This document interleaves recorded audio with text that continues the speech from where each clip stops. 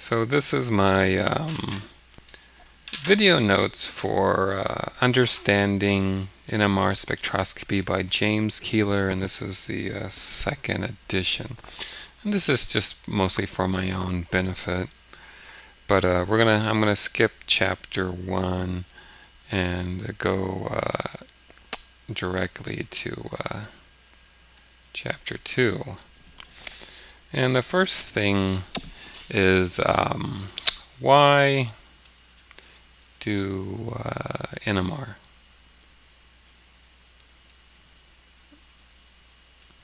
Or maybe I should say where NMR is equal to nuclear magnetic resonance. So back to this why NMR. You're a chemist and you make a compound.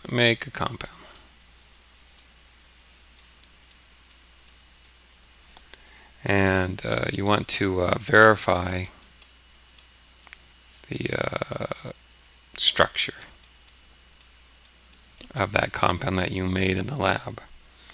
So you might get a spectrum, an NMR spectrum, that looks something like this, where this axis, the y-axis, is in intensity, and the x-axis is in chemical shift, or parts per million. And it runs from 0 to maybe like 12. It can go out higher, but this is for if you're going to run a what we would call a proton NMR spectrum from 0 to 12.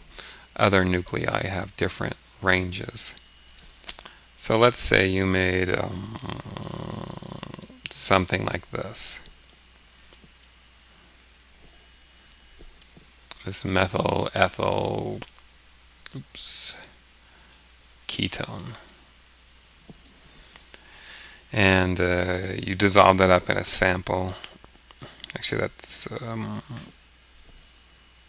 and you run an NMR on it, and you would expect these protons to have a chemical shift of around 2.09. These two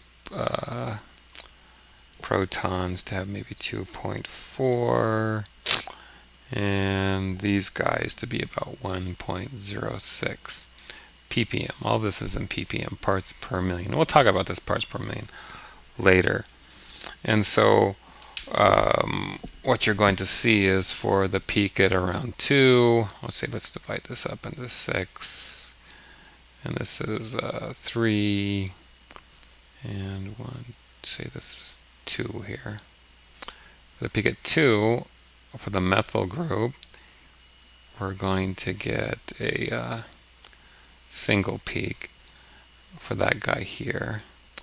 And then for this guy at 2.4, I should have done the scale a little bit differently. You're going to see, let me expand out on this. So we look at from 0 to 3, and this is 1 and this is 2. So we have our single peak. Then at 2.4 you're going to see what we would call, so this is a singlet. You're going to get a quartet.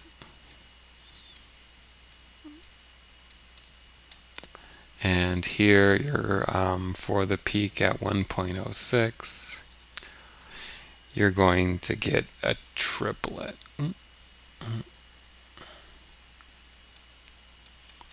And by knowing these chemical shifts and the splitting patterns that you see, quartet, singlet, triplet, you can verify that what you made is correct.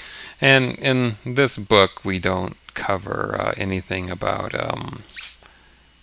structure, what would we call this, interpretation.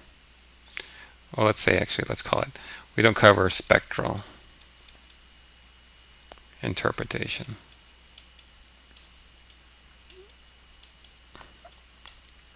And I'll probably read and do some books later on this subject of spectral interpretation. And there's very set rules on how to interpret spectrum.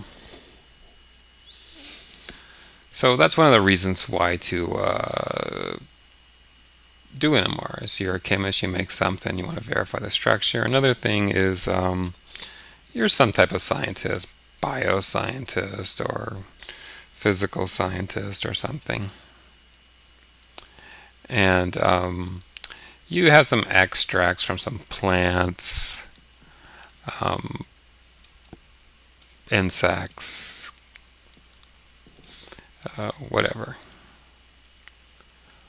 And you've taken that extract and you've done some type of chromatography where you've separated it into its components. And then you want to determine the structure of the individual components and try to figure out what it is. And so you would run NMR, but you'd probably also do some mass spectrometry and maybe some UV visible spectroscopy and IR spectroscopy and a lot of other things. And NMR would be one of your things that you would do to help try to figure out what you extracted from the plant or bug or insect or bacteria or whatever.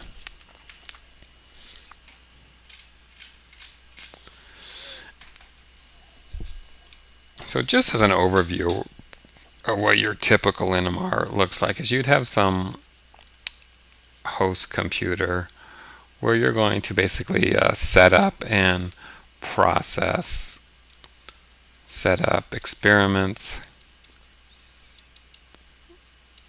and process data that you get back from the experiment. So this is the host computer.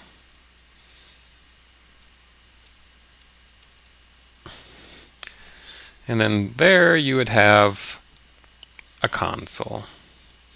And these are like size of a couple of washing machines stuck together. And you'd have all the radio frequency electronics.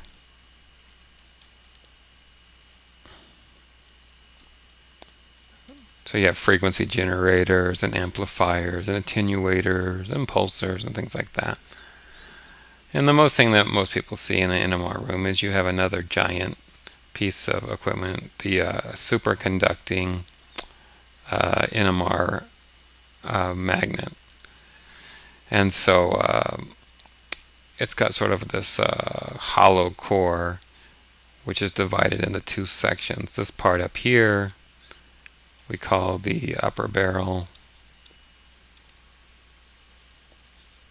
and down here we have the probe. And the probe is basically an antenna that transmits and receives radio frequency electromagnetic radiation, okay? And the upper barrel is just there to insert your sample and spin your sample, because what you'll do is you'll dissolve your sample into a long skinny tube called an NMR tube that you'll fill with solvent, and usually you'll use a deuterated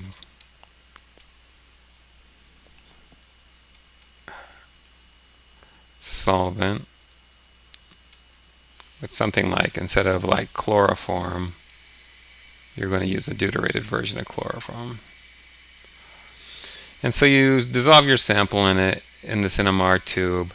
You place it in a turbine or spinner, whatever you want to call it, so it looks something like this, where this part here is your NMR tube and this is the turb spinner, and this was going to spin it at around 20 hertz. And we do that to actually improve the magnetic field around your sample.